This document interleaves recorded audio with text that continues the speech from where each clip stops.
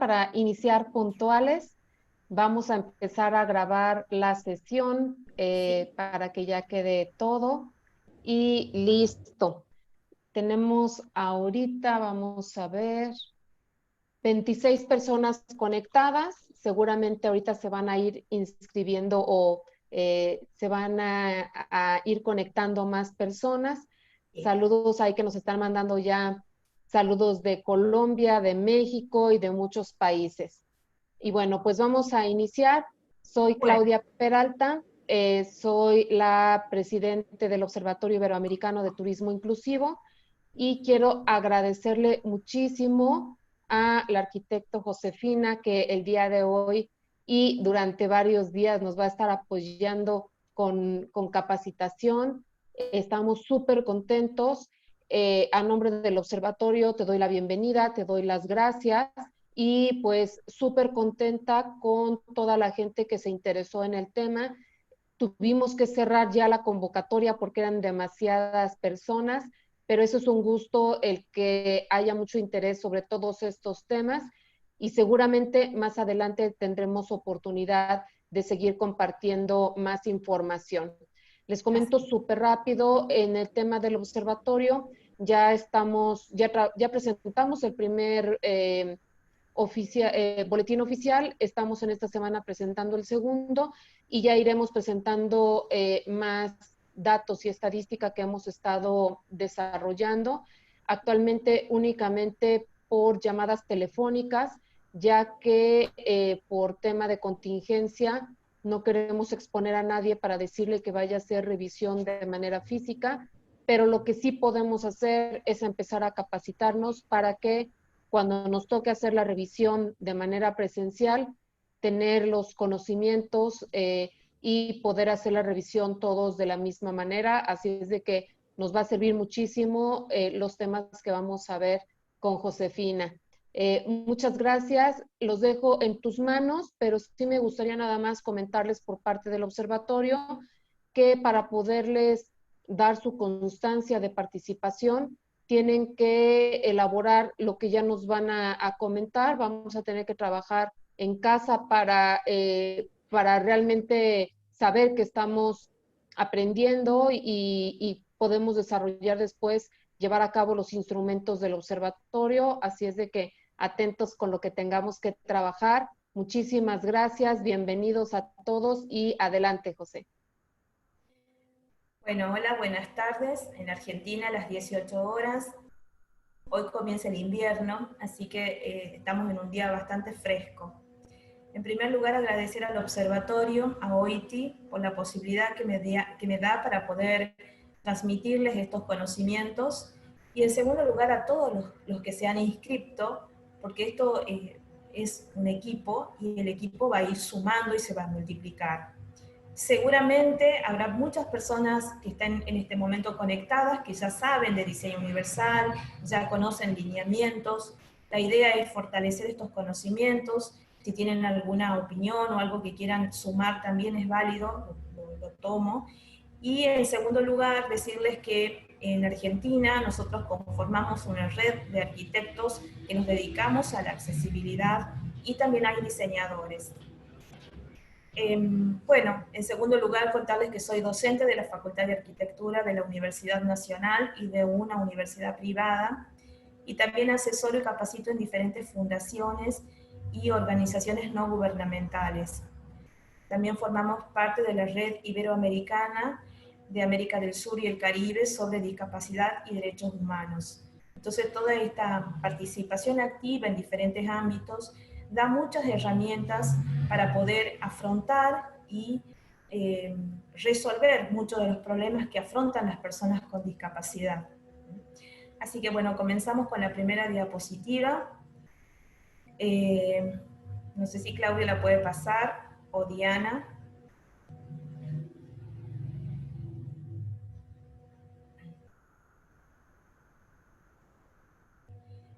Cuando hablamos de diseño universal, siempre estamos relacionando el diseño universal y la accesibilidad con la discapacidad. Y esto a veces nos lleva a pensar, y en el famoso modelo médico. ¿Se acuerdan del modelo médico que se manejaba en los años 60, 70, en donde se consideraba a la persona con discapacidad una persona enferma, o sea, un enfermo? Entonces se lo trataba ¿Sí como... se ve la presentación, Josefina? No la puedo ver yo. Veo la primera diapositiva. Ok. No sé si la pueden pasar. Ahí está. Entonces, empezaron a surgir muchas definiciones de qué se quería decir con esto de diseño universal. ¿Por qué hablamos de la palabra universal? Mis alumnos de la facultad al principio me decían que era porque estudiábamos el universo. En realidad estudiamos a todos, incluimos a todos, y en esto cabe el concepto de diversidad humana. El diseño universal se refiere al diseño de productos, espacios y servicios aptos para ser usados por todos. Y estas cuestiones de accesibilidad y de adaptaciones competen exclusivamente, en este caso, a los diseñadores, a los arquitectos, a los ingenieros, a los diseñadores industriales, a los diseñadores gráficos que diseñan productos de la comunicación y a los diseñadores de interiores. Y estas adaptaciones, que muchas veces son producto de un estudio ergonómico y antropométrico, tienen que ser muy pensadas. Yo no puedo diseñar para una generalidad de usuario. Yo tengo que diseñar para el usuario en particular. Por eso es muy importante el contacto que ustedes tienen que tener con el usuario. El usuario me permite conocer cuáles son sus necesidades, cómo es su contextura, cuáles son sus medidas y cuáles son sus necesidades. Pasemos a la otra. Por eso la accesibilidad, en este caso, viene a ser como la cualidad de lo que resulta accesible. Fíjense, yo en esta clase les voy a mostrar al final muchos ejemplos de accesibilidad. ¿Y por qué digo que resulta accesible? Porque seguramente cuando ustedes van caminando por la calle y de pronto encuentran un cartel, una señal o una gráfica que está en otro idioma y no la comprenden porque no saben el idioma, ahí encuentran una barrera. En este caso, el cartel no es accesible. No es accesible para mí, que no lo conozco el idioma. Sin embargo, puede ser accesible para otros. Y si es accesible, debería ser para todos por igual. Entonces, entra en juego no solo el diseño de los espacios, sino también la comunicación. Por eso el diseño universal habla de los espacios públicos, de los espacios privados, de la comunicación y del transporte. En todos esos ámbitos, la accesibilidad tiene que estar presente, porque de esa manera estaríamos hablando de una verdadera cadena de accesibilidad. Y esta cadena de accesibilidad se va a ir dando de acuerdo a todos los eslabones de esta cadena que se vayan enlazando uno con otro. Por eso el diseño universal propone que los espacios construidos ya tengan incorporada la accesibilidad.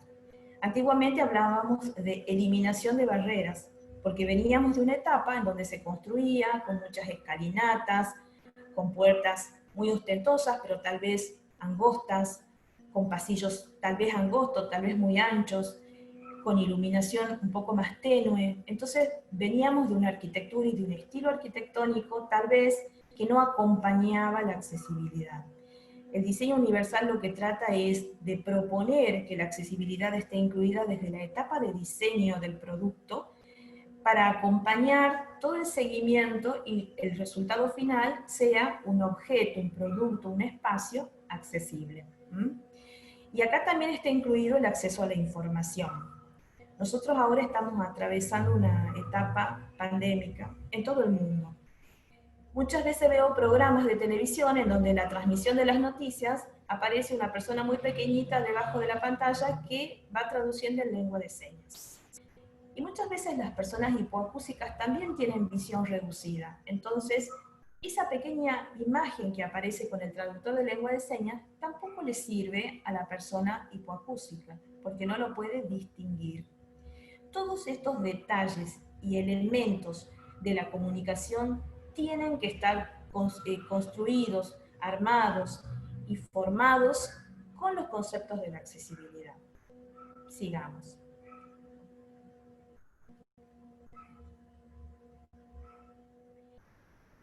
En el año 2004, en la Declaración de Estocolmo, se saca como conclusión final de la declaración esta frase que siempre la tomamos los arquitectos y también la frase del arquitecto Rovira Veleta. El buen diseño capacita y el mal diseño discapacita. No significa que si yo en la entrada de un edificio tengo solo escaleras y al subirla me voy a sentir discapacitado. Significa que ese acceso no es universal. No me va a permitir subir a mí si soy una persona obesa, si soy una persona de baja talla, si soy una mamá embarazada o tengo movilidad reducida. Por eso el mal diseño discapacita. Fíjense que en la entrada de un edificio donde existe una rampa bien construida y una escalera, la mayoría accede por la rampa, porque nos resulta a todos accesible, porque es un elemento que transversaliza, en este caso, el tema del acceso. Nosotros podemos elegir por qué elemento acceder y siempre elegimos aquel que nos resulte el menor esfuerzo posible. Sigamos. Por otro lado, esto que lo pongo ahora, y en realidad lo pongo porque lo van a encontrar en muchos sitios web. Nosotros a los estudiantes en la facultad siempre les recomendamos que lo sepan, pero muchas veces yo les sugiero que no es una regla, no son como los 10 mandamientos. Sin embargo, son útiles. Y cada arquitecto lo tomará o no y se apropiará de esto. Fíjense, son como los principios del diseño universal. Y lo que se consideraba era que aquel que los aplique a los principios podía obtener un producto accesible. El primer principio era que tenía que ser equiparable, o sea, adecuado a todas las personas. Fíjense, una rampa puede ser adecuada a todas las personas, con y sin discapacidad motriz.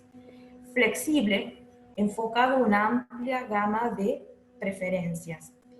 Simple e intuitivo, sin distracciones para el usuario. Acá aparece un elemento que es la manija o el picaporte de la calle.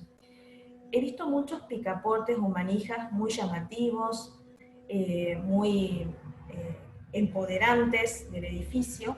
Sin embargo, a veces no sabemos cómo accionarlo. No sabemos si se baja, si se sube, si se empuja. El diseño tiene que ser simple. Yo tengo que verlo al objeto e intuitivamente saber cómo funciona. Imagínense una persona con discapacidad mental intentando salir por una puerta de emergencia en donde la manija no sea de un diseño simple e intuitivo. Lo mismo que si yo entro a un hospital, que es un edificio muy complejo en el diseño, y de pronto tengo que ir a emergencias. Si yo no conozco el edificio, seguramente me voy a perder, me voy a sentir totalmente perdida.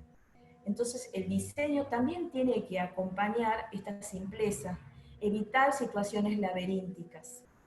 También tiene que ser con información fácil de percibir. Esto es en donde el ejemplo del hospital es el más claro, o el ejemplo de una escuela, o de un colegio, o de un edificio muy complejo, en donde yo accedo y necesito buscar un lugar específico.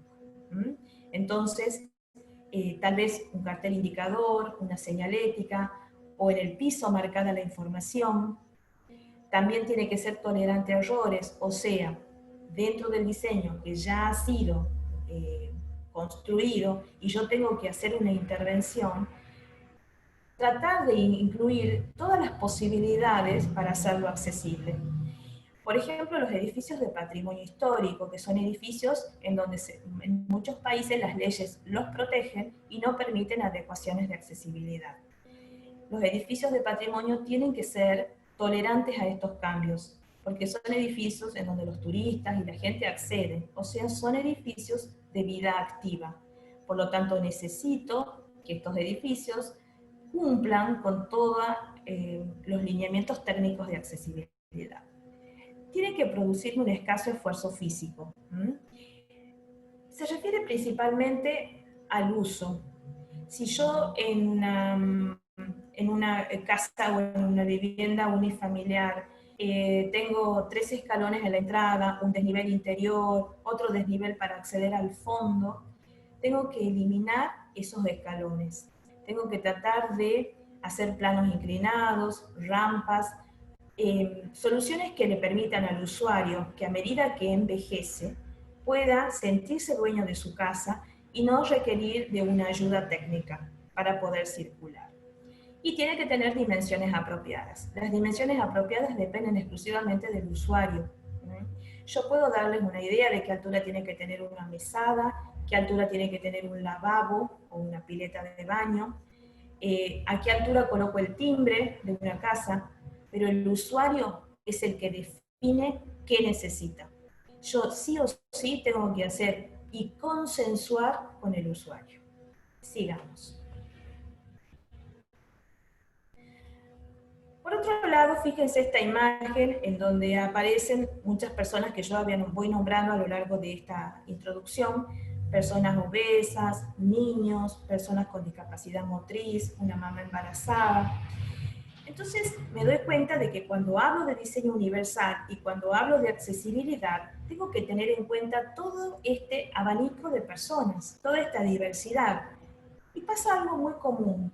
En las escuelas aparecen los sanitarios, y muchas veces los sanitarios para niños no están adecuados a su contextura. Entonces aparecen de pronto sanitarios en el área de jardín de infantes o en el área de la escuela primaria, donde no están adecuados.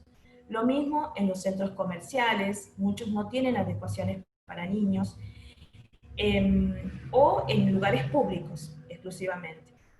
Cuando veamos más adelante el diseño de una rampa, se van a dar cuenta que la rampa tiene barral de sujeción a doble altura. Y eso tiene que ver con esto de la diversidad. ¿Por qué yo diseño un barral de doble altura en la rampa cuando con uno podría ser suficiente? Sin embargo, contemplo esta doble altura de acuerdo a la contextura física y la situación de movilidad de los usuarios.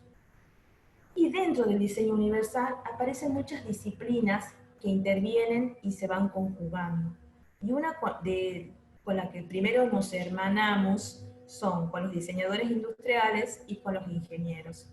Porque tanto la arquitectura como la ingeniería, como el diseño industrial, van conjugando y van evolucionando en el diseño y nos permiten también evolucionar en el concepto. Seguramente muchas personas ciegas o de baja visión quieren leer el periódico, entonces aparecen los diseñadores web creando estas páginas accesibles que son tan útiles y nos permiten a través del sistema de audio poder conocer las noticias o con caracteres macro. La siguiente.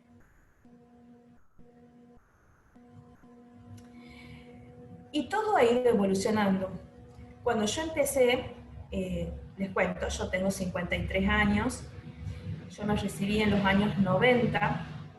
Cuando yo empecé con el diseño universal, en Tucumán, mi ciudad natal, no había información actualizada. Existía el famoso libro de arquitectura que usamos casi todos los arquitectos, que es el Neufer, en donde había el dibujo de un usuario en silla de ruedas, hablaba de lo que era la persona discapacitada, y muchas veces nos teníamos que conformar con eso. Entonces yo buscaba en la solapa del libro, en la parte de atrás, qué otro autor había participado, si había alguna dirección, y escribí muchas cartas. Escribí muchas cartas a la Organización Nacional de Ciegos Españoles, a la Organización Nacional de Ciegos de Paraguay, a la Organización de Discapacitados en Estados Unidos.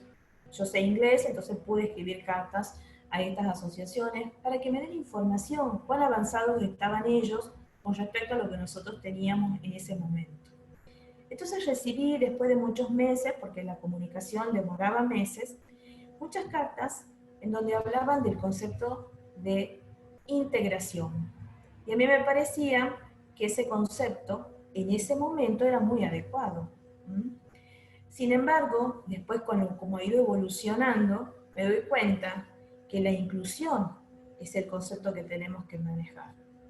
Yo tengo que caminar por la calle, yo tengo que acceder a mi trabajo o a la escuela, yo tengo que compartir en un café con un amigo, en el mismo espacio y en la misma situación. Somos todos ciudadanos de derecho.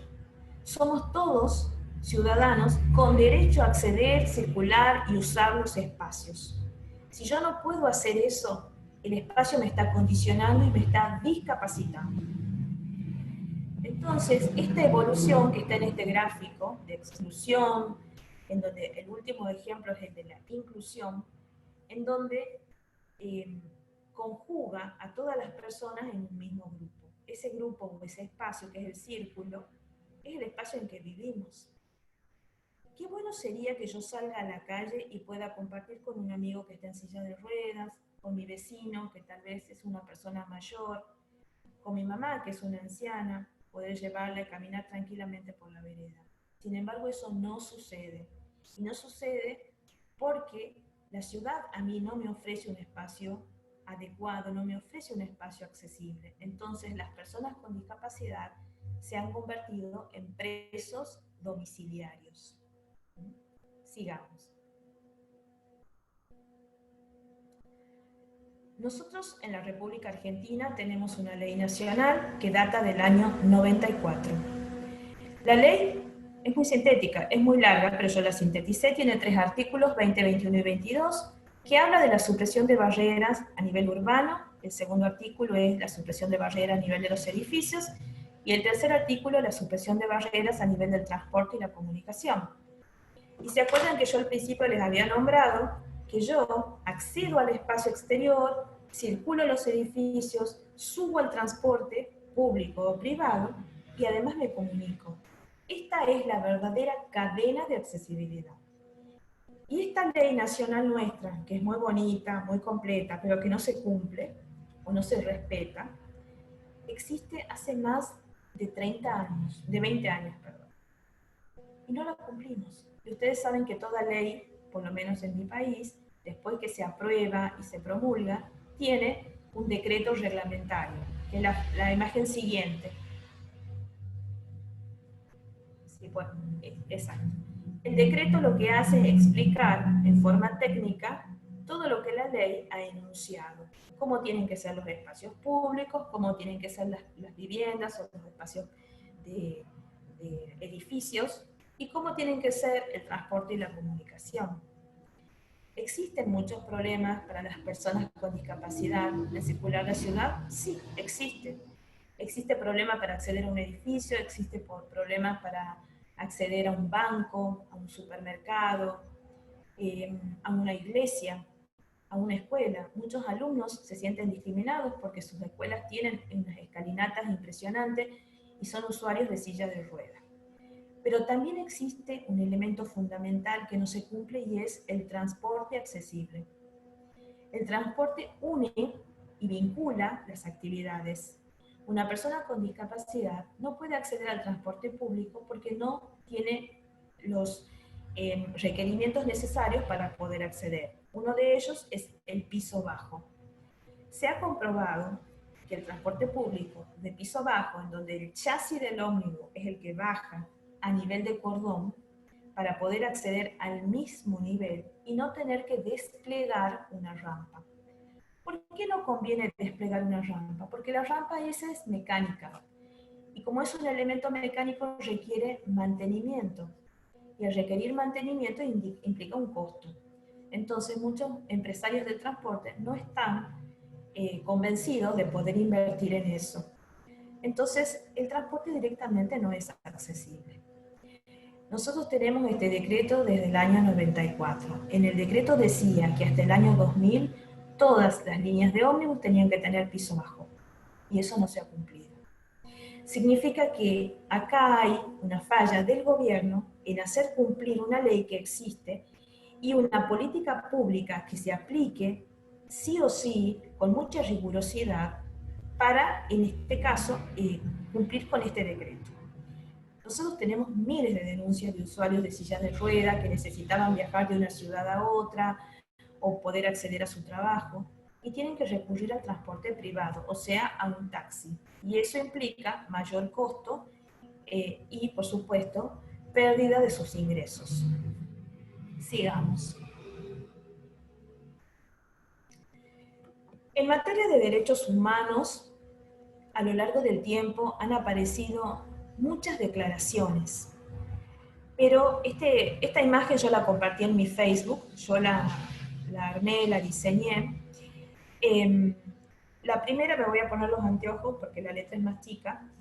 La primera es del año 71 con la Declaración de los Derechos de las Personas con Retraso Mental. Fíjense cómo va cambiando el vocabulario y el tecnicismo con el que se manejan los términos. 4 años después, la Declaración de los Derechos de las Personas con Discapacidad. Ya de 4 años cambia el término. En el año 82, el Programa de Acción Mundial para las Personas con Discapacidad. En este programa ya aparecen algunos elementos que luego en la Convención se toman y se plasman en los 50 artículos de la Convención.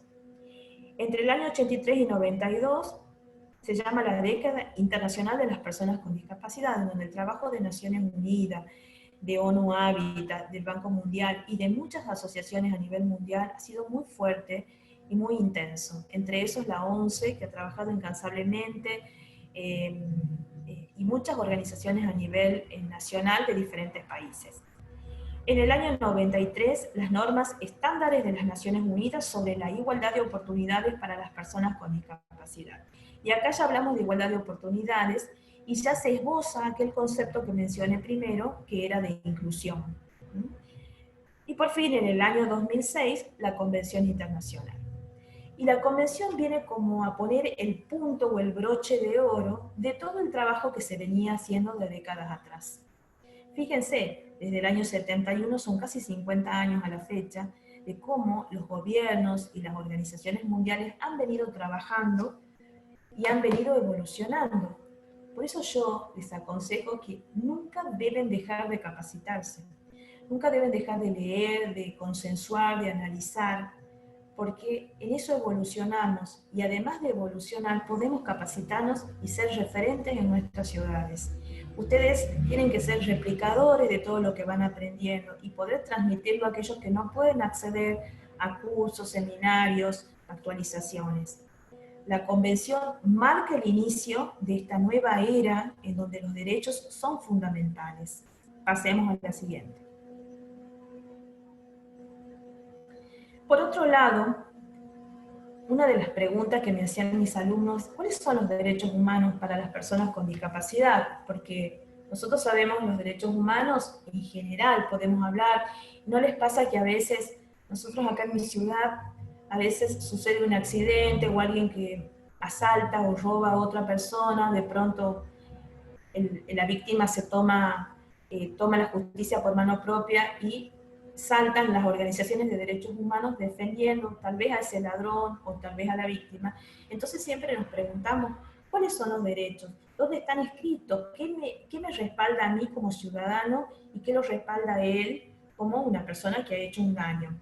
Bueno, básicamente los derechos humanos son universales, políticos, civiles, económicos y culturales, y pertenecen a todas las personas. Lo que pasa es que muchas personas hacen mal uso de sus derechos y vulneran los derechos de los demás. Por otro lado, relacionando esto con la discapacidad, hay algunos derechos que son indivisibles. El derecho a la no distinción, exclusión, el derecho a la igualdad, a la completa igualdad. No importa cuál sea mi condición física, yo soy un ciudadano y tengo los mismos derechos. El derecho al alto estándar de salud, un grave problema a nivel mundial. Nosotros en mi país tenemos muchos problemas con las obras sociales que no cubren los tratamientos de las personas con discapacidad. Y eso lleva a que los usuarios hagan juicios a las obras sociales o a la medicina prepaga que no cubre sus tratamientos. Muchas personas quedan discapacitadas después de un accidente de tránsito, de un choque o lo que fuera, y las obras sociales no lo cubren. Bueno, ha comenzado a haber muchos juicios y se han hecho muy conocidos, y esto ha llevado que se cambie mucha de la legislación vigente referida a salud y a obras sociales. Y por uno de los derechos más importantes que aparece en este caso es el derecho a trabajar. ¿Cuántas empresas contratan personas con discapacidad? ¿Cuántas empresas necesitan un empleado y no ven la discapacidad, ven la persona, ven su capacidad de trabajo? Esto también ayuda mucho si la persona por ahí visibiliza su problema, que no debería ser una normalidad, y puede reclamar su derecho a trabajar. También tenemos en mi país muchas fundaciones y redes de personas ciegas, de personas hipoacúsicas, de personas con movilidad reducida, que se han nucleado para fortalecerse en el reclamo del derecho a trabajar y de educarse. También reclamar a las escuelas y a los colegios privados su derecho a estudiar y de insertarse en un colegio común. Muchas veces las escuelas especiales, volvemos a aquel dibujo de la integración y de la exclusión, excluyen a los alumnos, porque yo puedo estudiar en una escuela para ciegos, pero cuando me recibo no vivo en un mundo donde todos son ciegos, vivo en un mundo en donde unos ven, unos no escuchan, otros no, o sea, diferentes la diversidad humana. Entonces yo tengo que estar preparado para afrontar esa vida que me espera después de los 18 años. Sigamos.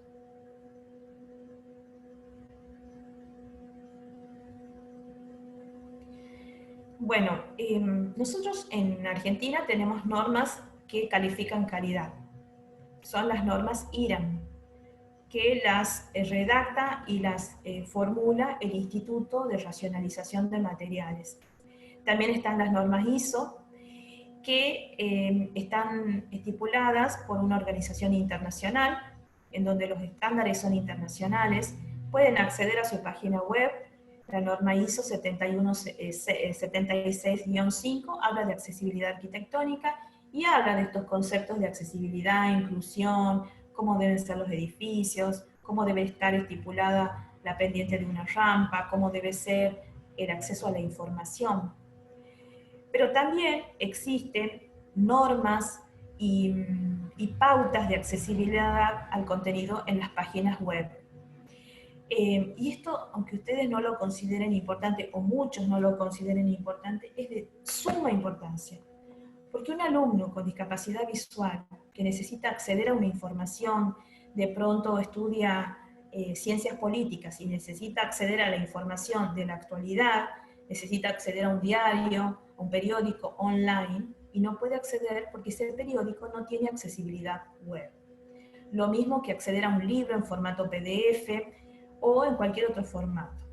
Existen programas que se pueden usar para transformar o exportar un libro que está escrito a un formato audible. Sí existen, pero sería ideal que todas las páginas web tengan incluidos los conceptos y los lineamientos de accesibilidad. Por eso existen organizaciones internacionales que bregan y promocionan, y muchas organizaciones y fundaciones reconocen el trabajo de aquellos que incluyen la accesibilidad en sus páginas web. Una de ellas es la Fundación Design for All de Barcelona, que todos los años entrega premios internacionales y reconocimientos a aquellos que trabajan por la accesibilidad.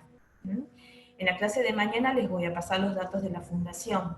Si ustedes están haciendo algún proyecto de accesibilidad, ya sea en la comunicación, en el transporte, arquitectónica, de urbanística, de espacios verdes, pueden proponerse con su trabajo en la Fundación Design for All, y ya para el año que viene, porque este año cerró la convocatoria, pueden proponer su trabajo y la Fundación lo evalúa y reconoce ese trabajo a nivel internacional.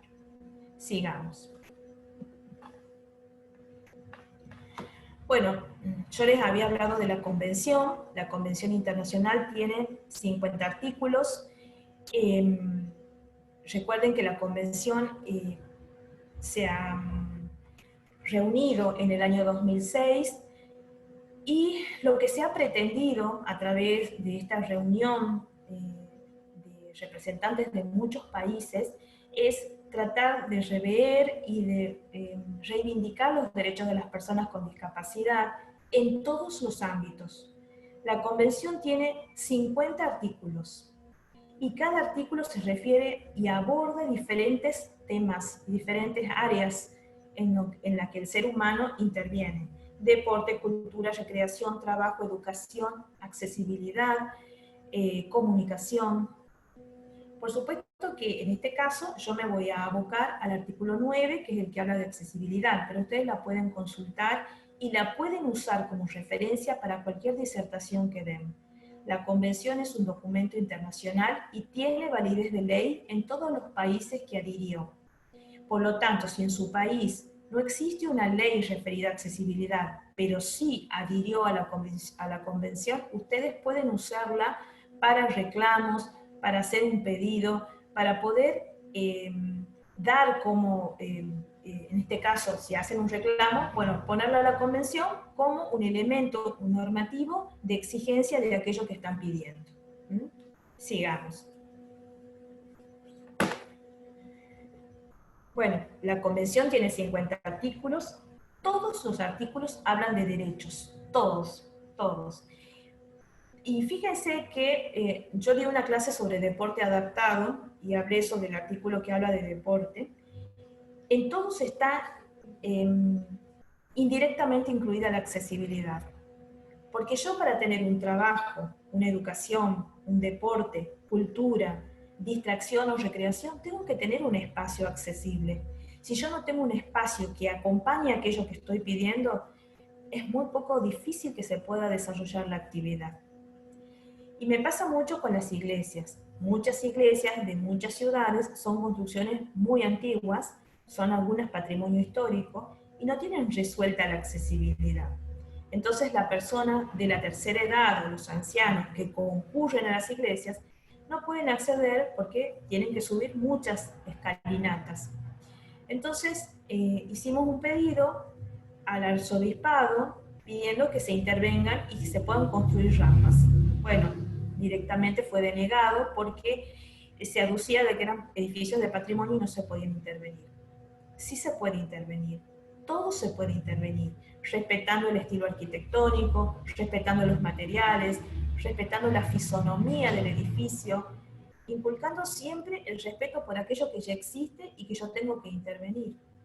Si yo, dentro del edificio, incluyo ajustes razonables, o sea, elementos que me permitan la accesibilidad, pero que no rompan con la fachada del edificio o con el estilo, seguramente voy a poder obtener un edificio accesible y voy a poder promocionar aquello que estoy dando a conocer, que es la no discriminación, la igualdad de derechos. Sigamos. Bueno, el artículo 9 habla de accesibilidad. Y es muy claro, es muy claro. Yo muchas veces lo leo delante de mis alumnos o los hago que ellos preparen diferentes logos o iconos referidos a este artículo. Y a veces me sorprendo muchísimo de cómo ellos interpretan a través de un gráfico el artículo 9. El artículo 9 me dice que yo tengo que garantizar el acceso. Yo tengo que poder acceder a todos lados. Mi independencia y mi autonomía no tienen que depender de un escalón. Yo tengo que poder acceder, ya sea que tenga una discapacidad visual, motriz, mental, yo tengo que acceder.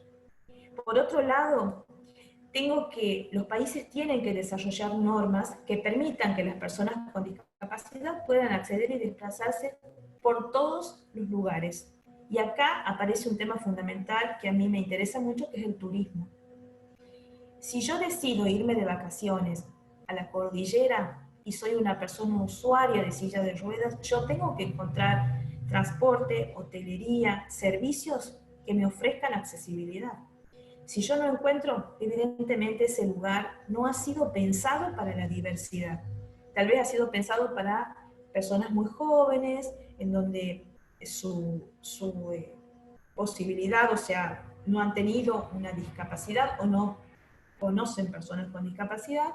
Por lo tanto, el diseño de los espacios, productos y servicios no ofrecen la accesibilidad necesaria.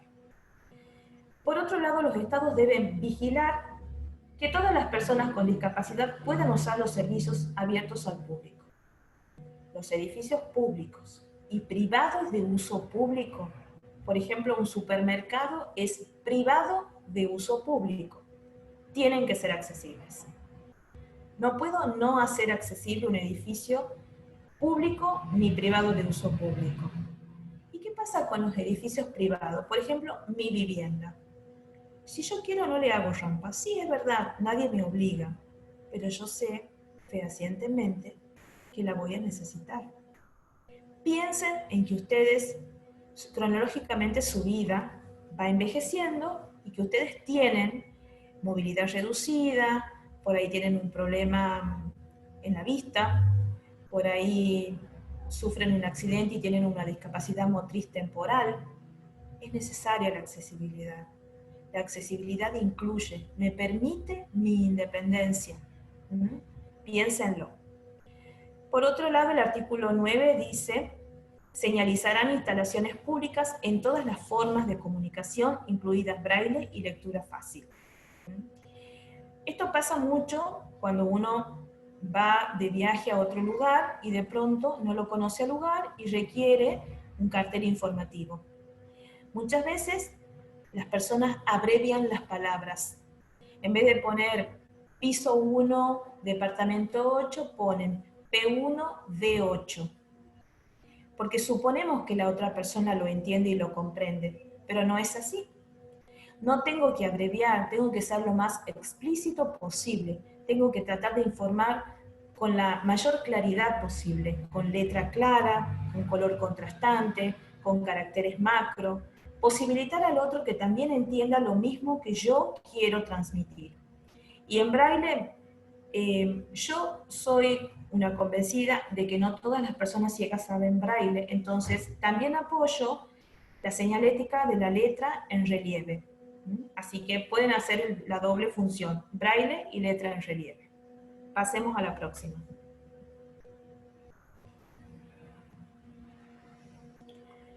Esta diapositiva también la diseñé yo y es lo que les vengo diciendo con respecto a la cadena de accesibilidad, acceder, circular y usar y comunicar. Esta cadena, si ustedes se la mentalizan, la aplicamos en todos los órdenes de la vida. Yo accedo a la vereda, circulo por la vereda hasta la parada del ómnibus. Luego uso el transporte público. Y dentro del transporte público tengo que tener las paradas, la comunicación de por qué calles voy, para saber dónde me bajo. Yo accedo a mi trabajo, circulo por los pasillos y llego a mi oficina, que es el espacio de uso. Y en el medio tiene que haber señalética que indique el piso, que indique la dirección, que indique a quién pertenece cada oficina. Yo accedo a la iglesia, circulo por los pasillos de la iglesia, llego al banco donde me voy a sentar o al asiento y el sacerdote va a dar la misa y si yo soy una persona que habla francés y asisto a una misa en España, seguramente no lo voy a entender.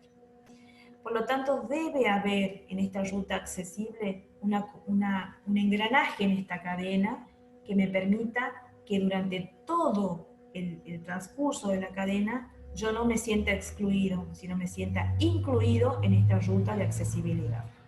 Sigamos. Este análisis y esta infografía no es mía, la he tomado de la Organización Mundial de la Salud, y hablaba sobre la cantidad de personas con discapacidad que existen a nivel mundial. Las personas con discapacidad tienen en un 80% viven en países en vías de desarrollo. Además, ¿por qué digo vías de desarrollo? Porque pertenecen a áreas en donde por ahí no tienen todos los elementos técnicos o las posibilidades para poder desarrollar su trabajo, su educación, su cultura y su recreación. Por otro lado, en el año 92, la Asamblea General de las Naciones Unidas conmemora el Día Internacional de las Personas con Discapacidad y lo ha designado como el día 3 de diciembre. El día 3 de diciembre se conmemora el Día de las Personas con Discapacidad y la finalidad es defender los derechos y fomentar la integración en la sociedad. Fíjense que de todos estos conceptos que les estoy diciendo, estos 1.000 millones de personas, traducidos a un porcentaje, corresponden al 15% de la población mundial. Y es un alto porcentaje. Si ustedes lo traducen en cada país seguramente hay personas que no pueden acceder a la educación, no pueden acceder a la cultura, no pueden acceder al trabajo, no pueden acceder a la recreación. Es muy importante que tengan en cuenta este porcentaje. Nosotros en Argentina tenemos el 14% de la población con discapacidad que no puede acceder y que se transformaron en presos domiciliarios. Sigamos con la siguiente.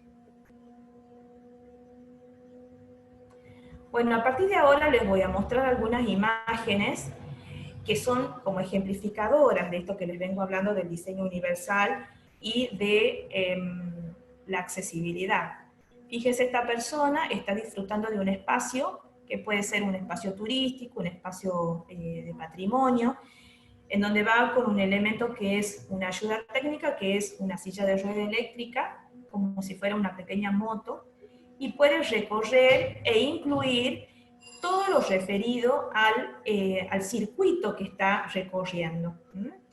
Y está totalmente incluido dentro de este circuito turístico, no tiene impedimento alguno. Sigamos.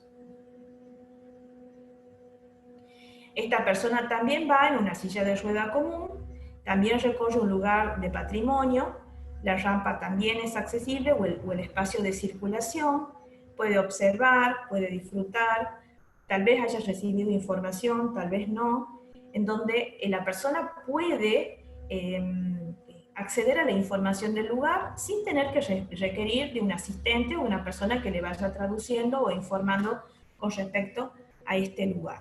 Sigamos. Bueno, esto es un ejemplo que después más adelante lo vamos a desarrollar. Como les digo, estos son como pantallazos de accesibilidad. Estos son ejemplos de baños que presentan elementos de accesibilidad como los barrales de sujeción, la grifería monocomando, la pileta del baño sin el pedestal o el pie, ya sea en una foto de un baño existente o de gráficos con alternativas de altura, y elementos que le permiten seguridad y autonomía. Sigamos.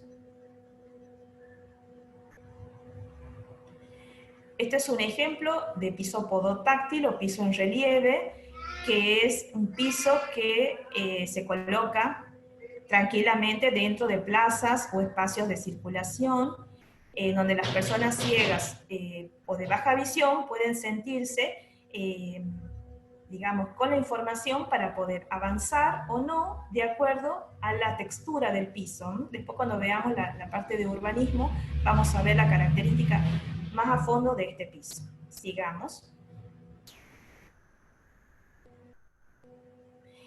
En las plazas, en los parques, la inclusión de juegos adaptados o de juegos inclusivos también es importantísimo. Fíjense en un parque en donde hay juegos para todo tipo de niños, la inclusión de los juegos adaptados, qué importancia tiene para la participación de los niños y de los jóvenes. Además, en esta hamaca o sube y baja se han subido dos personas en silla de ruedas, pero se puede subir una persona en silla de ruedas y una persona de pie. Sigamos. Este es el ejemplo del Centro Cultural Malva en Buenos Aires. Es un centro cultural muy importante, muy actual, en donde se ha construido esta rampa de acceso porque tenía una escalinata muy importante para acceder. Fíjense qué larga y qué extensa es la rampa. Esto se debe a la pendiente, para poder hacer una pendiente adecuada y que la persona con discapacidad pueda subir con independencia y autonomía. Sin embargo, esta rampa tiene algunos elementos que yo le critico, y es el barral a doble altura, no lo tiene, le falta el borde de contención, que es un borde pequeño que se pone a ambos lados para permitir establecer el límite del ancho de la rampa, y el color contrastante. Siempre el color contrastante ayuda para las personas de baja visión a identificar que es otro elemento o que ha cambiado la pendiente. Sigamos. Este elemento, que es una rampa que se coloca en las esquinas para salvar la diferencia entre el cordón y la calle, se llama vado. B corta A, D, O. En algunos países son rampas urbanas, y sirven para salvar los desniveles entre la calle y la vereda. Son elementos que se colocan cerca de las esquinas y van acompañando y coincidiendo con el cruce peatonal. También tienen en el perímetro el piso podotáctil y tienen que ser de color contrastante para poder identificarlo. Sigamos. Bueno, uno de los elementos de la comunicación que yo les había mencionado es el braille. El braille en todo, en la señalética, a nivel urbano, en aquellos lugares en donde las personas circulan. Fíjense en la imagen de la derecha, aparece en un pasamanos o en un barral de sujeción y aparece en relieve y en braille.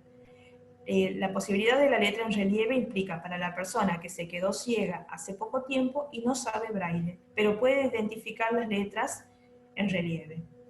Sigamos.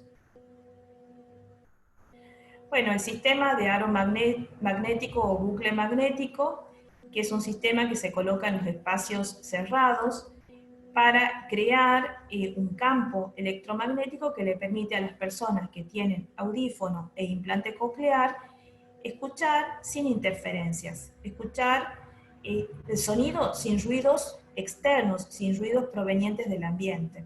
Por ejemplo, yo asisto a una obra de teatro y soy una persona hipoacúsica que tiene el implante coclear, entonces este aro magnético que está funcionando me permite a mí escuchar, pero tranquilamente, sin ningún tipo de impedimento. Sigamos. El uso de los pictogramas en las personas con autismo o TEA, que he visto en esta última época muchas, digamos, variedad de diseño y de uso de las gráficas, es muy importante. Ustedes saben que muchas personas con autismo o TEA necesitan de esto de la habitualidad. O sea, tener como todo organizado con el tiempo que tengo que hacer a la mañana, cuando me levanto, cuando estoy por hacer mis actividades diarias. Entonces el uso de pictogramas también forma parte de este universo de la accesibilidad. Yo pongo una imagen representativa, pero seguramente existen asociaciones y fundaciones que desarrollan esta actividad con mucho profesionalismo y con mucha seriedad y idóneamente, por supuesto. Sigamos. En este caso les muestro el interior de un teatro en donde tiene reservado espacios sin butacas o sin asientos, que son para alojar la silla de ruedas. Yo soy una convencida de que la persona llega al teatro y puede elegir su ubicación. Por supuesto que yo puedo sentarme en la parte de atrás, en la parte del medio o adelante, y elegir desde donde a mí me convenga ver o escuchar mejor la obra de teatro. Muchos diseños a veces están condicionados con una sola elección del espacio y eso tampoco me parece conveniente. También porque los dueños del teatro o los diseñadores no han estado conociendo la normativa, pero los espacios reservados para usuarios de silla de ruedas tienen que existir en diferentes lugares de la sala que esté diseñando. Sigamos. Bueno, el transporte, en este caso es un ómnibus que tiene una rampa. Yo les había dicho que no es conveniente la rampa, en muchos lugares sí existe la rampa que se despliega y el usuario puede subir. Muchos choferes o conductores de los colectivos declaran de que no pueden perder tiempo en esperar que el usuario suba. Muchos sí tienen esa paciencia, así que acá entra en juego la capacitación del personal y la sensibilización. Sigamos. Bueno, estos son elementos mecánicos, una silla montaescalera, que es una silla que se coloca en las viviendas ya construidas, que no se pueden colocar ascensor. Es un elemento mecánico que le permite a las personas poder acceder de un piso a otro, en el caso de movilidad reducida. Sigamos. Esta es una plataforma salvaalturas, perdón, una plataforma montaescaleras. Tiene un sistema parecido al anterior, con la diferencia que en este caso el usuario usa silla de ruedas. En el anterior puede ser un usuario con bastón o muletas. Así que es otro elemento mecánico. Sigamos. Bueno, esta es la última de esta primera parte, como una pequeña conclusión. Nosotros siempre hablamos de la inclusión como una necesidad en las políticas públicas. Yo ahora estoy cursando una maestría en políticas públicas y mi tesis va a ser un tema referido a la accesibilidad. Yo creo que los gobiernos muchas veces en su toma de decisiones no tienen personas o profesionales idóneos que puedan defender, aplicar y obligar a la aplicación de las leyes que existen en muchos países, y muchas veces hay superposición de leyes y normas y no se aplican y no se respetan. Entonces vemos vulnerados todos estos derechos de los cuales hemos venido hablando. Recuerden, Convención Internacional, artículo 9. Vamos a hacer una pequeña pausita de 5 minutos y seguimos con la segunda parte. Muchas gracias, José. Por aquí hay varias preguntas y varios comentarios en el chat, si quieres para que los vayas checando, y al ratito que regresemos ya les damos respuesta. Gracias a todos, ahorita en 5 minutos nos vemos.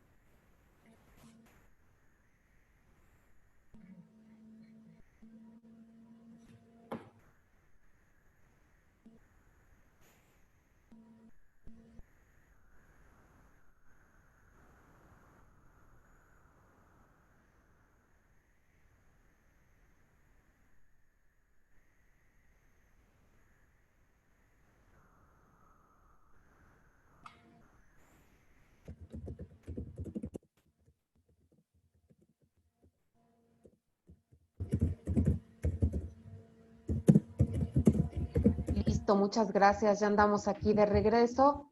Gracias a los que están conectándose y escribiendo algunas preguntas. Y sí, nos siguen apoyando con sus preguntas ahí en el chat y por supuesto se los vamos a ir comentando. Muchas gracias. Adelante.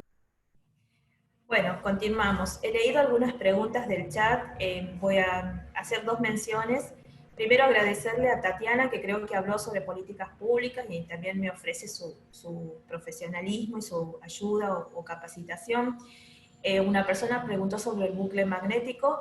Yo en la clase, no la del miércoles, en la próxima les voy a dejar un manual de instrucción de cómo construir un bucle magnético. Y también preguntaba sobre espacios naturales. Va a haber una clase que tiene incluida el diseño de espacios naturales, parques, plazas, reservas naturales, en donde están incluidos todos los conceptos técnicos y lineamientos de accesibilidad.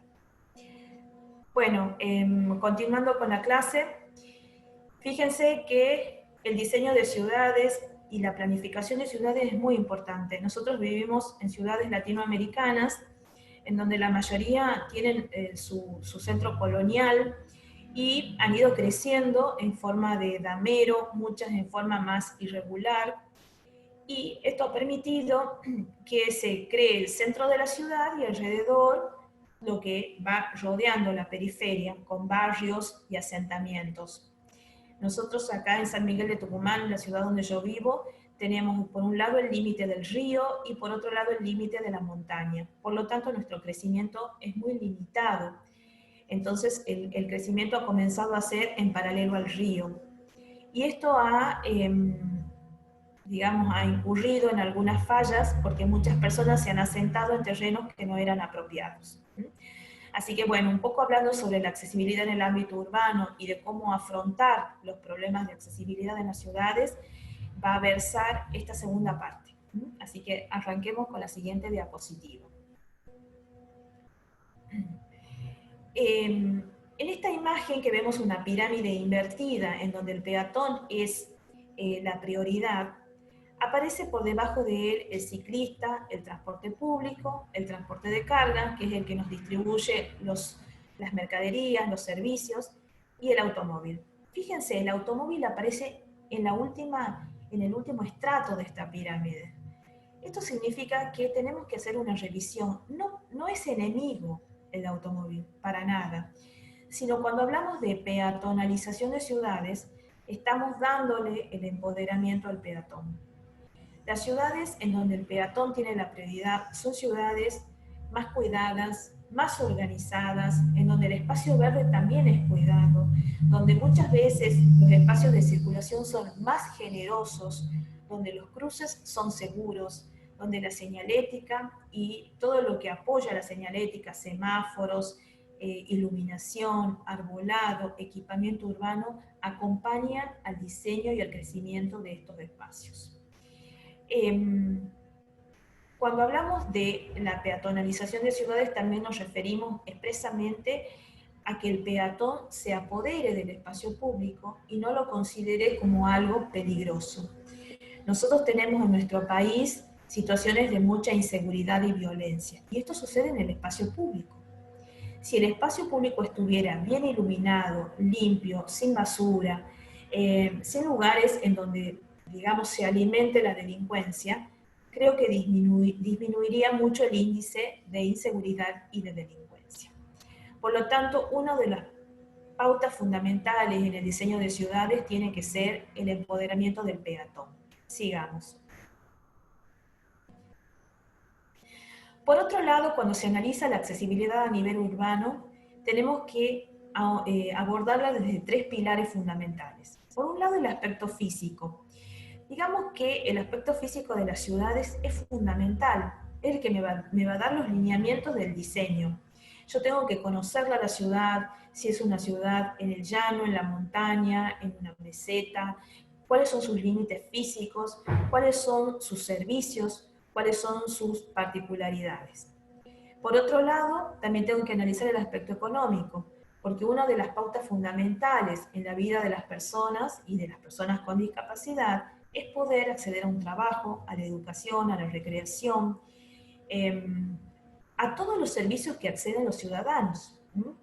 Fíjense que una persona con discapacidad motriz, para poder planificar sus vacaciones, tiene que estar muy segura de que el transporte sea accesible, que el hotel tenga habitación adaptada, que los servicios o las excursiones que contrata también lo sean. Porque si uno de esos eslabones no lo es, su viaje se ve totalmente arruinado. Y muchas veces nosotros llamamos a los hoteles y decimos, ¿tienen la habitación accesible? Y los empleados contestan que sí. Cuando llega el usuario, lo que es accesible es el precio, no la habitación. Esto sucede muy a menudo. La falta de formación del personal de los hoteles y de los servicios turísticos. Por otro lado, también las agencias de turismo tienen que brindar una información fehaciente de todo lo que constituye esa cadena de accesibilidad que habíamos hablado. Y el aspecto social, que permite que todos los ciudadanos compartan los mismos lugares, facilitando la interacción y la participación. Por eso en la imagen de la hamaca o del sube y baja de un parque infantil, los juegos tienen que estar incluidos dentro del grupo de los otros juegos. Tengo que tener un tobogán, una hamaca, un sube y baja, una calecita, elementos que estén dentro del área de juegos de niños y que sean adaptados o no. Sigamos. Cuando uno analiza el grado de accesibilidad, aparecen índices, aparecen como marcadores. Fíjense, ustedes llegan a una ciudad por primera vez y se bajan en la estación terminal o en el aeropuerto y ahí ya perciben pequeños indicadores de accesibilidad. En primer lugar, el entorno al que llegan, a la terminal o al aeropuerto. Si tiene rampas, si tiene señalización en audio, si el personal está capacitado, si los espacios de circulación son generosos. Por otro lado, acceden a un taxi o a un vehículo privado, bueno, si tiene espacio para alojar la silla de rueda en el baúl del auto, si puedo acceder a un transporte público, si soy una persona ciega, que alguien me ayude o me guíe a través del piso podotante. También a la información y a la comunicación, que en definitiva es lo que me va a permitir conocer el lugar al cual estoy llegando, y las instalaciones públicas, parques, veredas, iluminación, señalética, arbolado, equipamiento, pavimento, etc. Sigamos. Y en ese entorno construido, en ese lugar en donde yo estoy inserto, que es la ciudad, aparecen los itinerarios. Los itinerarios peatonales siempre tienen que ser espacios de circulación generosos. Los manuales y muchas leyes hablan de 1,20 m mínimo. Para mí es poco. Para mí, para que puedan circular 2 personas con comodidad, y si una de ellas fuera usuario de silla de ruedas, el ancho mínimo debería ser 2,50 m. Y ustedes me dirán, bueno, tenemos muchas ciudades coloniales en donde sus veredas son angostas. Sí, es verdad. En esos casos puede haber pequeños tramos de circulación más estrecha en donde la circulación sea de a uno. Pero si yo voy acompañando a mi madre o a mi abuelo o a alguien que use bastón y lo tengo que sostener del brazo, seguramente me voy a tener que bajar al espacio de la calle. Dentro de ese itinerario peatonal aparece el mobiliario, bancos, papeleros, carteles informativos. Por ahí aparecen pequeños elementos que son para estacionar las bicicletas, los bicicleteros, que ahora está muy promocionado el uso de la bicicleta con las bicisendas y la promoción de las actividades de salud. Las señales verticales, las señales que son prohibitivas, las indicadoras, las direccionales y las funcionales. Todo ese tipo de señales existen en la ciudad.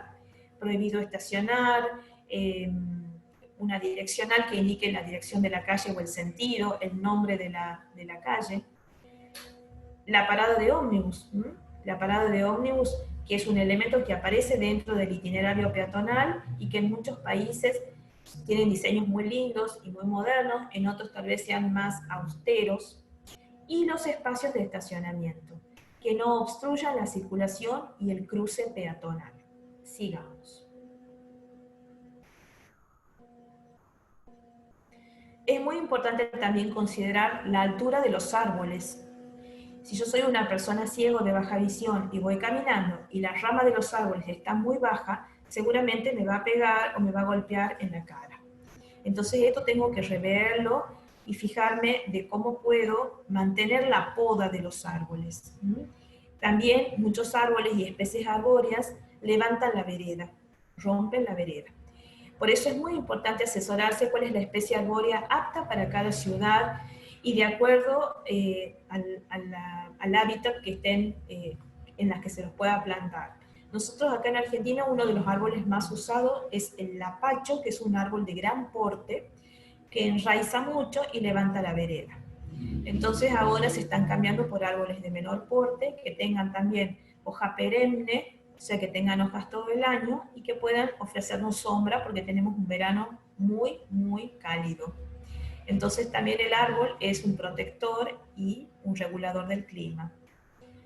Bueno, en esta imagen vemos una vereda con lo que yo les decía, 2,50 m mínimo, la presencia del mobiliario alineado para no generar situaciones laberínticas, también el uso de pequeños canteros alrededor de cada árbol, y todos los elementos que aparezcan en la vía pública que estén dentro de esa línea de mobiliario urbano. Esa línea de mobiliario tiene que estar próxima a la calle y antes de llegar a la esquina se tiene que evitar para poder permitir el cruce. Sigamos. Bueno, en la primera parte yo les había hablado de la rampa. La rampa es un elemento, es un plano inclinado que salva desniveles. Yo lo puedo usar en el acceso a un edificio, en el acceso para salvar el desnivel entre la calle y la vereda. Lo puedo usar a lo largo de una vereda en donde presente desniveles. ¿Qué característica tiene que tener una rampa? Una rampa tiene que tener una pendiente suave. En muchas legislaciones internacionales hablan entre el 6 y el 8% de acuerdo al destino. si es una rampa de acceso a un hospital, a una iglesia, a un geriátrico, a un asilo de ancianos, a una escuela. ¿Qué significa una rampa con un 10% de pendiente? No estoy hablando de grados, sino de porcentaje. Significa que si yo tengo un escalón de 10 centímetros de altura, mi rampa tiene que tener un desarrollo de 1 metro de largo. Eso significa 10%. Si digo 8%, si mi desnivel tiene 10 centímetros, mi rampa tiene que tener 1,20 m de desarrollo. De todas maneras, existe una fórmula para que ustedes la puedan aplicar, que también se las voy a pasar. ¿Qué otro elemento tiene que tener la rampa? Tiene que tener un barral de sujeción a doble altura, como está en el dibujo, que puede variar entre 75 y 90 o entre 70 y 90 centímetros. Esto es, para la persona que va parada, con bastón o muletas, para la que va sentada en silla de ruedas, o para un niño pequeño, o una persona de baja talla. Además, tiene que tener un descanso intermedio si supera los 10 metros de longitud. ¿Se acuerdan la rampa que les había mostrado del Museo Malva? Que cada tanto tenía un descanso. ¿Por qué cada 10 metros? Porque una persona en silla de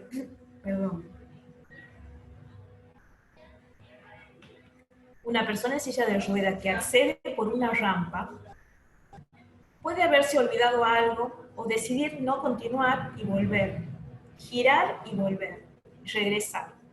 Entonces el descanso le permite este movimiento, poder elegir y optar si está arrepentido o no de seguir accediendo.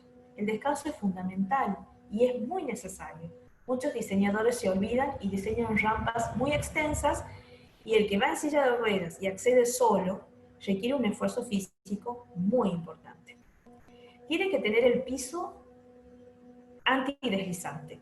Esto significa que tiene que presentar una rugosidad que le permita a la persona que accede caminando o con bastón o andador no caerse o resbalarse.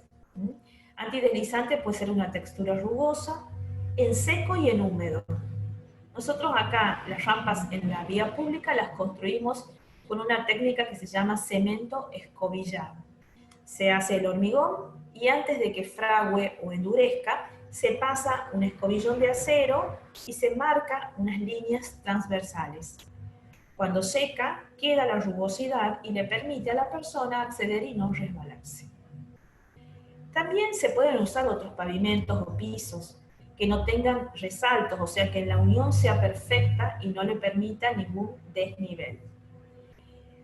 ¿De qué color tiene que ser el piso? Normalmente tiene que ser de un color contrastante. Ya les había dicho que la persona de baja visión tiene que detectarlo al cambio de nivel y ese plano inclinado. Porque yo tengo que tener el menor esfuerzo posible para poder acceder. Por lo tanto, la pendiente, los barrales de sujeción y el piso antideslizante me van a brindar esa seguridad que necesito. Acá estoy leyendo una pregunta de cada cuántos metros. El descanso normalmente se pone cada 10 metros.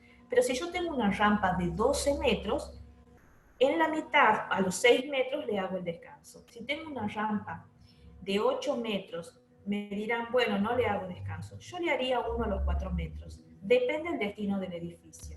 Si es un geriátrico, un hospital, un centro educativo, lo pueden hacer. Y si tienen el espacio disponible, háganlo. Por otro lado, ustedes tienen que manejar los materiales con los que cuentan en sus ciudades. Ir a un corralón o un espacio donde vendan materiales y preguntar, ¿qué materiales tenés de piso antideslizante? Las medidas, las formas de aplicación, los colores. Tienen que tener esa información pendiente y manejarla para que cuando tengan la oportunidad de diseñar una rampa o de intervenir un edificio con una rampa, ya tengan en mente los materiales que van a usar. Y tiene que tener un borde de contención, que es esa línea bien bajita que ven abajo, que es una pequeña pared de 10 centímetros para evitar, o sea, para que la persona que vaya con bastón, de una persona ciega, pueda tener el límite de la rampa. Esta imagen que ven acá es el piso podotáctil. Es el piso texturado y de color contrastante que se coloca para las personas ciegas o de baja visión. Se le llama banda podotáctil, baldosa podotáctil o piso podotáctil. Muchos países las venden ya con materiales resinosos, nosotros las hacemos en hormigón y las pintan antes de premoldear.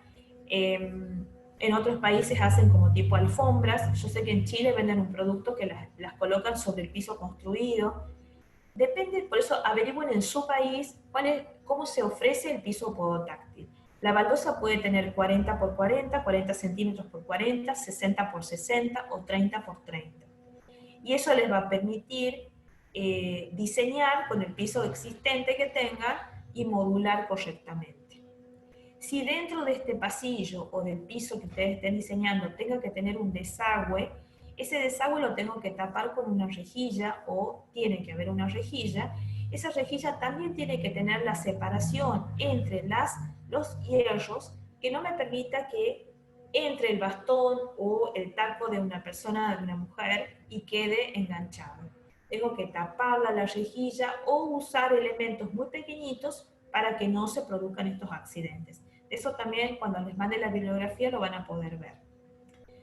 Si dentro del espacio de circulación existen árboles existentes que no los puedan evitar y que indefectiblemente tengan que conservarlos porque son especies autóctonas, porque son especies que se las conserva por su historia, tienen que tratar de recurrir a una persona idónea y recurrir a la poda para que sus ramas no invadan la circulación. En la base del árbol se le puede hacer un cantero o se le coloca una rejilla que se llama alcorque y que va a nivel del piso para evitar también algún accidente, sobre todo de una persona de baja visión.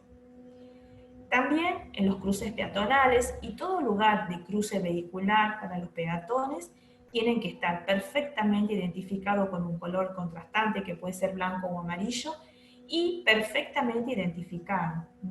En muchos cruces peatonales hay semáforos sonoros, también son muy usados. El semáforo sonoro en Argentina ha tenido en algunas ciudades buena aceptación y en otras no. Muchos vecinos se han quejado por la chicharra del sonido del semáforo. En otros lados, como Córdoba, la han aceptado plácidamente porque además, cercano a los semáforos estos, había una escuela de personas hipacúsicas, entonces para ellos, de personas ciegas, entonces para ellos era muy útil el tema del semáforo sonoro. Sigamos.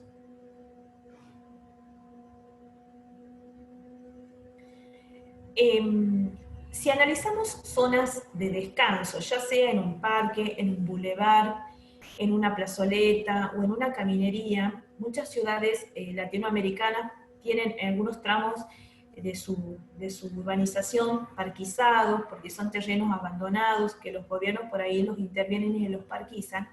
Las zonas de descanso se tienen que señalizar. Yo, para poder idear y diseñar zonas de descanso, no tengo que invadir la circulación peatonal, tengo que retranquearla de la caminería y ponerla hacia los costados. En este ejemplo no vemos bancas o banquetas o bancos, pero si yo tuviera que insertar en este espacio bancos, lo haría desde la línea de borde de la caminería hacia adentro, para que una persona que vaya circulando en silla de ruedas, con bastón o andador, no se vea entorpecida o no entorpezca a aquel que está sentado. Ya saben que es muy importante la seguridad del peatón, ya sea que esté circulando por la vereda, haciendo un cruce o circulando en el interior de un edificio. Es muy importante y la prioridad siempre, como lo he dicho al principio, es el peatón. Sigamos.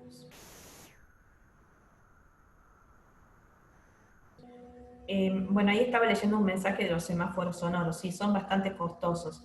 Pero si ustedes consultan en sus municipios, hay muchos departamentos técnicos de los municipios que que cuentan con ingenieros electrónicos y técnicos que pueden diseñar los dispositivos para incorporarlos a los semáforos.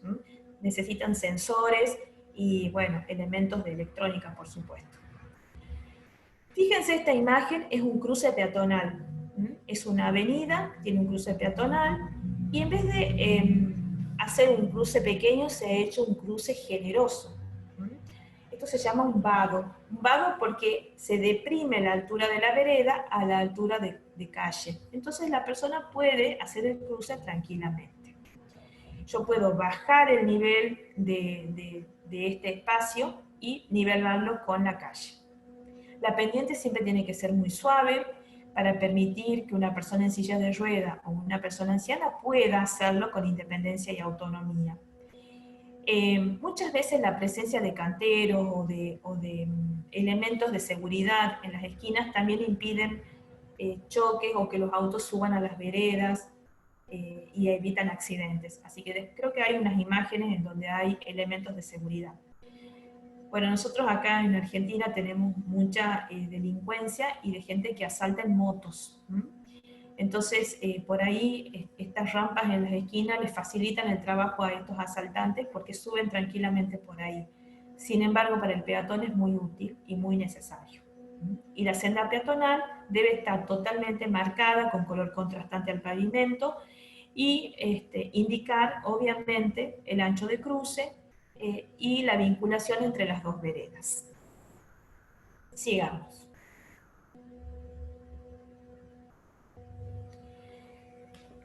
Una de las, digamos, de la controversia del urbanismo moderno es el uso de los puentes peatonales.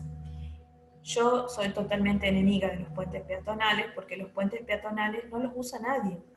Si yo vivo en un barrio y tengo que cruzar hacia el barrio del frente y me han puesto un puente peatonal, me va a permitir que tengo que subir por una extensa rampa, atravesar la calle y bajar por otra extensa rampa.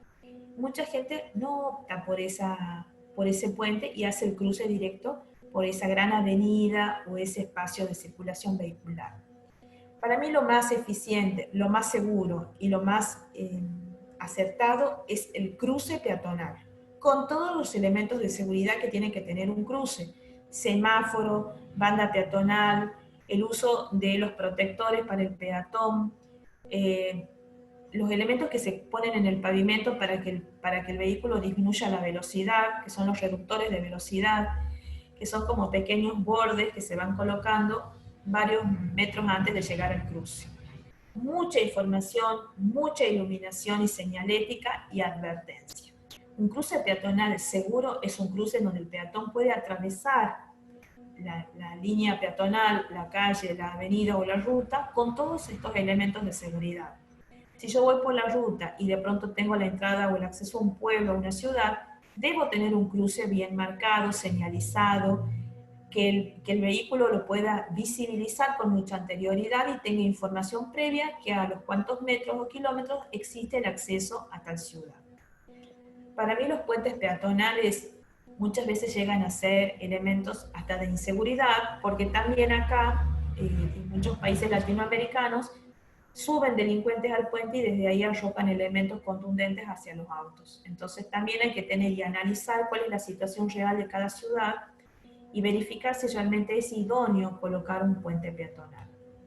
Sigamos.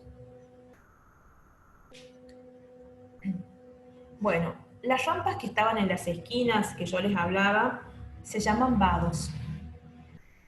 Los vados pueden tener muchos tipos de diseño. Puede ser un vado simple, que tiene la forma de un trapecio, como este primero que vemos acá arriba a la derecha. Puede ser un vado simple para una vereda angosta, en donde no tengo el espacio para hacer ese trapecio porque la vereda se termina ahí. Entonces, ¿qué hago? Voy caminando por la vereda, deprimo, llego a la altura de calle y vuelvo a subir. O puede ser un vado simple recto, en donde la forma es un rectángulo. Cualquiera de las tres opciones, el vado también tiene que tener una pendiente del 8% o del 10%, porque es un plano inclinado por el cual va a subir una persona y necesito que sea independiente y autónoma. Tiene alrededor instalado el piso podotáctil, que para la persona ciega le sirve de información de que ahí hay un cruce. Y cuando veamos piso podotáctil con más especificidad, van a ver que el piso tiene botones, porque advierte que va a pasar algo. Muchas ciudades colocan los semáforos sonoros a la par del vado, porque además de advertir que va a haber un cruce, lo protege al peatón ciego de baja visión, avisándole si vienen o si está posible cruzar o no, si los autos están circulando o no. Todo esto pendiente, materiales, uso de piso podotáctil, qué tipo de vado voy a usar, depende de la situación. No todas las esquinas de la ciudad tienen la misma característica. Si yo quiero instalar un plan de vados en mi ciudad, voy a tener que analizar cada esquina. Cada esquina, la altura del cordón, la ubicación del vado. Si no tengo dentro de la esquina un árbol o una señalética o una rejilla de algún escurrimiento de algún servicio, tienen que hacer un análisis de la situación actual. Sigamos. El vado doble, que se llama vado en ochava, es como está la foto, es un vado que tiene forma de media luna, en donde se han unificado ambos cruces en un solo vado. Esto le permite simplificar un poco estos dos vados y hacerlo y plantarlo de una sola forma. Muchas ciudades lo han adoptado. Nosotros en Tucumán, en Córdoba y en Buenos Aires, que es la capital del país, tienen muchos vados dobles o vados en ochava. Bien resuelto con la pendiente y los materiales, funcionan muy bien. Piénsenlo, también es una opción para, en el caso de las rampas a nivel urbano. Sigamos. Este cruce en bulevar, que ya lo habíamos visto recién, es el cruce que se puede dar en una avenida muy ancha, de muchos carriles, y que yo necesito para cruzar de un carril a otro. Entonces, en el medio existe un elemento de protección peatonal, en donde se baja el nivel del cordón, y la persona puede cruzar tranquilamente si es usuario de silla de ruedas. Esos elementos negros como palitos que están insertos ahí se llaman volardos. Son elementos de protección urbano, que le permite que tal vez si un auto subiera a ese espacio, protegerlo al peatón. Esta imagen que ven acá es de Buenos Aires. Es un cruce peatonal, tiene el cruce pintado con un color blanco, que le llamamos cebra, y también el espacio verde, que es el de las bicisendas.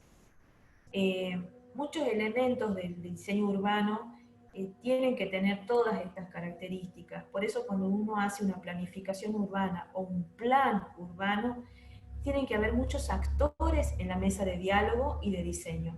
Yo solo como arquitecto no puedo hacer un plan. Necesito del ingeniero, del especialista hídrico, del especialista en electricidad, en iluminación, en arbolado, en equipamiento, del diseñador, y un representante del gobierno que es el que va a ejecutar la obra, entonces, y el que va a gestionar los fondos. Entonces necesito que en esa mesa de diálogo estén sentados todos para poder plantear un plan de accesibilidad. Sigamos.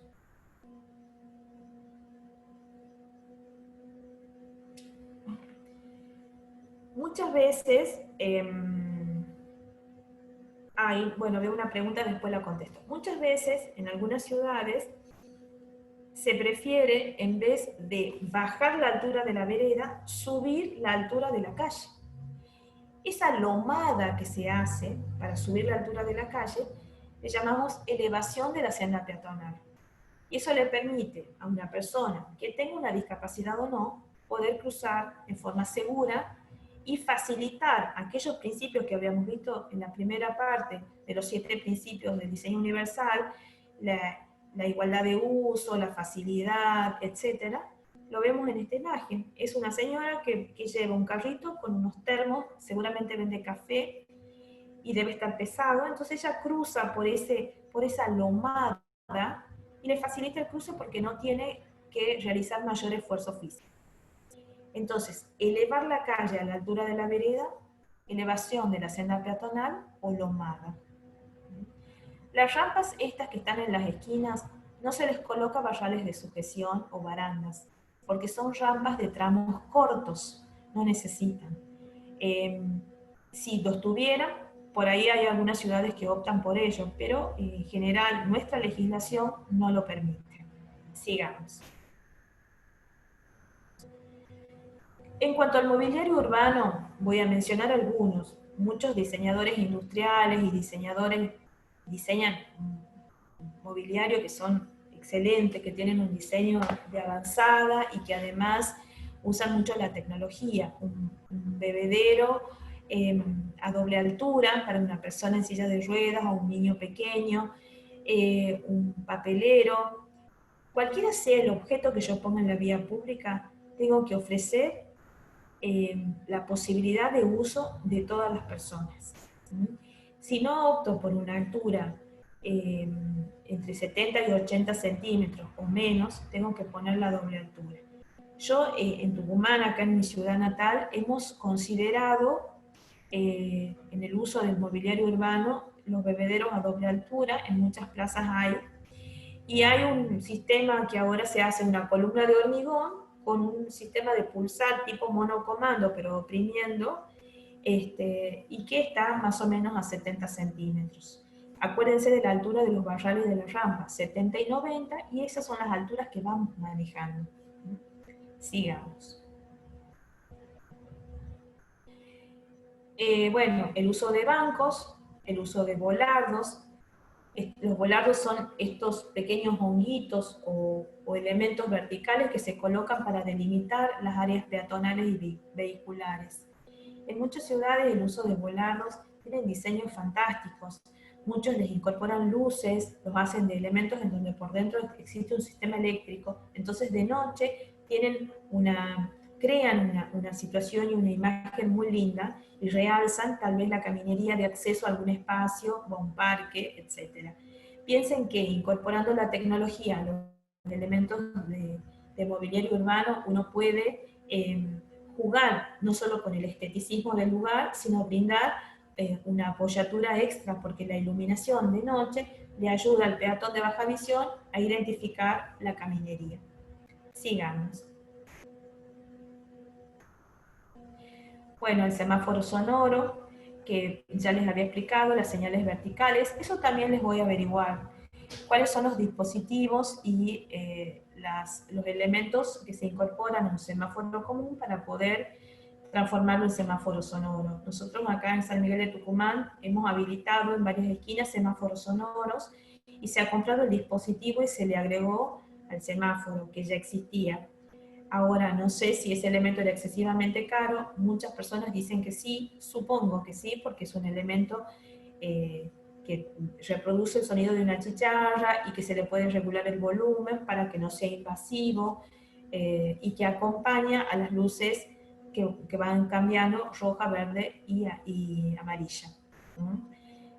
También existen otros elementos de apoyatura a las señales verticales, los paneles informativos, las señales de tránsito, las señales de acceso a los diferentes espacios públicos y privados de uso público, las señales en donde indicamos prohibición y donde indicamos, por ejemplo, precaución, cercano a las escuelas o a los ingresos de edificios de gran masividad. Sigamos.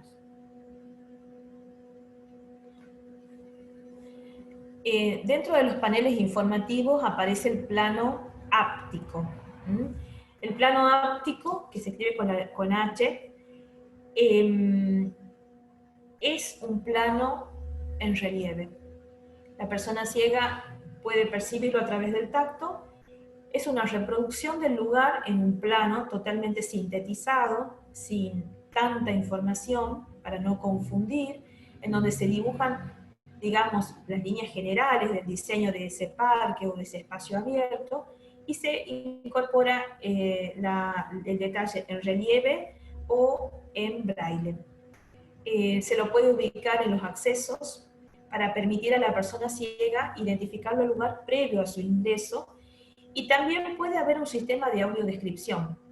Muchas ciudades o países utilizan el código QR, entonces uno acerca el celular y puede obtener información también si el código QR de este espacio está habilitado, o puede obtener información de un guía directamente. Depende del tipo de espacio y de la envergadura.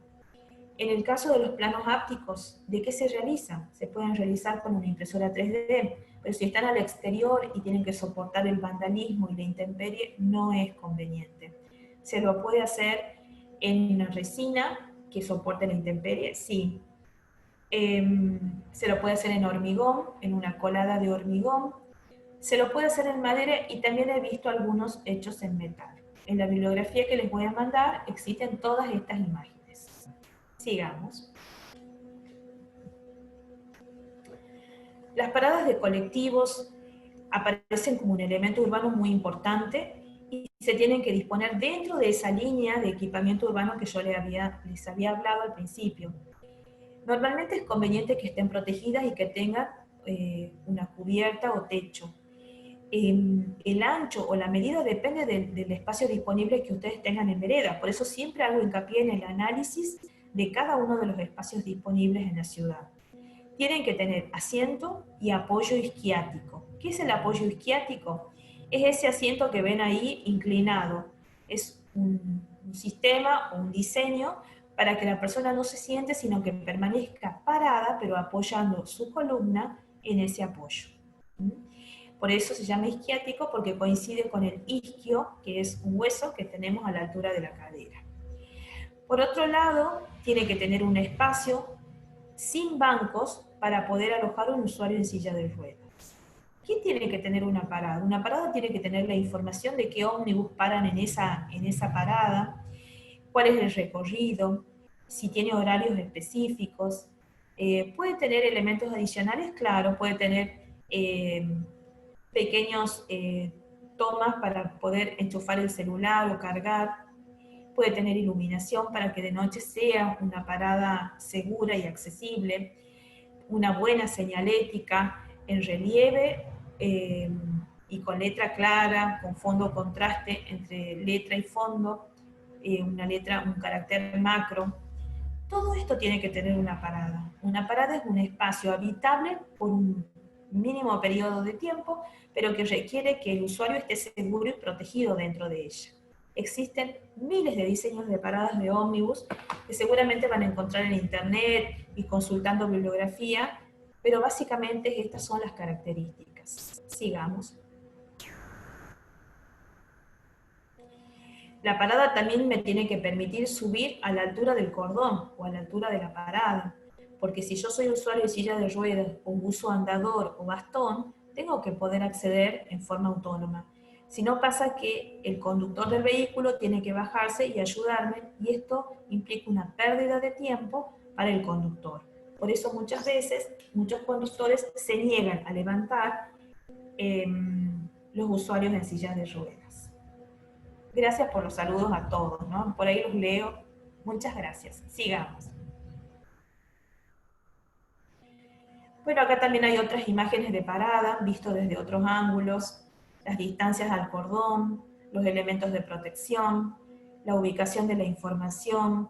Ese círculo que ven dibujado en el piso en línea de punto es un círculo que describe una silla de rueda cuando gira. Entonces, porque yo puedo querer acceder a un ómnibus y me doy cuenta que ese no es mi ómnibus. Entonces giro y vuelvo al espacio para poder situarme en donde voy a seguir esperando al siguiente. Una parada tiene que tener todos estos elementos. En los países existen diferentes normativas municipales con respecto al diseño y ubicación de las paradas. Y si no la tienen, traten de averiguar y traten de diseñarla, porque ustedes son usuarios y necesitan que sus derechos no se vean vulnerados. Sigamos. Bueno, ya estamos llegando casi al final. Los estacionamientos o lugares de estacionamientos de autos para personas con discapacidad tienen que estar próximos a los vados. Esto me refiero, si ustedes entran a un espacio comercial, a un shopping, a un supermercado o a una playa de estacionamiento y tienen que acceder a una vereda, los espacios tienen que estar próximos a las rampas para poder acceder a la vereda por esa rampa o ese vado.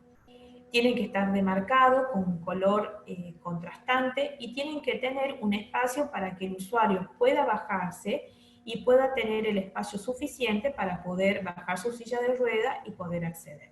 O sea, que si la medida normalmente era de 2,50 metros de ancho para cada uno de los estacionamientos, le tendré que agregar aproximadamente 1 metro, 1,20 metros más adicional para este espacio de bajada del usuario en silla de ruedas. Sigamos. Acá vemos una imagen, una foto, en donde están este adicional que les decía, En algunos supermercados los respetan y agregan este espacio adicional, en otros no, por una cuestión de espacio justamente, porque quieren ganar más lugar para estacionamiento, y provocan muchas veces inconvenientes para el usuario de silla de rueda o una persona obesa que no puede bajarse de su auto porque está muy pegado al auto próximo, y eso también dificulta el acceso o el descenso del vehículo. Sigamos. Bueno, esa era la última. Por último, para cerrar esta primera clase, les quiero decir 3 cosas. Cada uno tiene que estudiar las leyes y la normativa de su país. Es muy importante que la conozcan. ¿Qué hay con respecto a la accesibilidad en cada país o en cada ciudad a donde ustedes viven? En segundo lugar, conocer que la convención los respalda. Si no la tienen, pueden recurrir a la convención.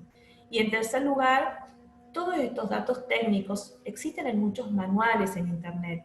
Yo les voy a pasar bibliografía que a mí me parece la más idónea y la más correcta. Pero ustedes pueden consultar otros y después, si quieren, me consultan o me preguntan. Pero yo prometo pasar bibliografía de todo lo que estoy hablando. Así que muchas gracias. Muchísimas gracias a ti, súper interesante, muchas dudas, qué bueno, nos da gusto que tengan muchas dudas y vamos a seguir compartiendo. Seguramente muchas de las dudas van a irse resolviendo poco a poco conforme vayamos avanzando. Nos da mucho gusto que nos manden saludos desde muchos países. Qué padre que a través del observatorio y a través de estas capacitaciones pues empecemos a estandarizar, que es uno de los objetivos que tenemos como observatorio, que cuando hagamos nuestras revisiones de accesibilidad, se revise en Ecuador, en Colombia, en Panamá, en Argentina, en donde sea, estemos revisando todos de la misma manera y bueno, pues poco a poco ir creando ciudades para todos, turismo para todos, eventos para todos y pues gracias. Felicidades a todos por el interés, qué bueno que estuvieron aquí y muchísimas gracias, José. Y pues aquí estamos para la siguiente capacitación. Gracias a todos, les mandamos muchos saludos a todos los rincones. Sí, yo también quiero agradecer a todos los comentarios, a medida que iban saliendo y los leía, por ahí los contestaba. Siempre es importante que ustedes expresen sus inquietudes, a mí también me sirve mucho porque también yo me nutro de ustedes, y agradecerles infinitamente que estén ahí, y para mí es un honor poder compartir esto que yo sé, y también recibir de ustedes una devolución. El día miércoles vamos a seguir avanzando con algo más concreto, les voy a pasar unos videos, y además siempre tratando de intercambiar e interactuar con ustedes. Así que va a enriquecer bastante. Muchísimas gracias. Nos estamos entonces conectando. Saludos a todos. Y sí, de las presentaciones les vamos a estar compartiendo la información. Muchas gracias a todos. Nos vemos si Dios quiere. Nos vemos.